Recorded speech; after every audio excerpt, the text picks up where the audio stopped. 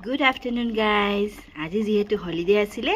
আমি আটাইকেইজন ঘৰতে আছিলোঁ গতিকে আজি চৌকাত লোকেল কুকুৰাৰ মাংস বনালোঁ এতিয়া লোৰ কেৰাহীত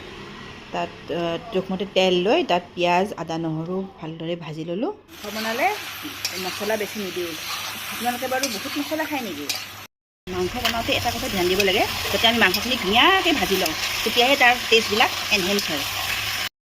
মানে লোকেল চিকেন বনালে মাংসখিনি সিজোতে অকণমান টাইম লাগে সেইকাৰণে আমি মাজতে কি কৰিব অকণ পানী ছটিয়াই পেলাই ভাজি থাকিব লাগে এতিয়া মই মিডিয়াম সাইজৰ দুটা বিলাহী দি পেলাই আকৌ লৰাই থাকিলোঁ চাওকচোন মাংসখিনিৰ পৰা কিমান ধুনীয়াকৈ তেল ওলাইছে এতিয়া মাংসখিনি ভজা হোৱাত জোখমতে পানী ঢালি দিলোঁ আৰু উতলিবলৈ দিলোঁ আৰু ধুনীয়াকৈ উতল অহাৰ পিছত অকণমান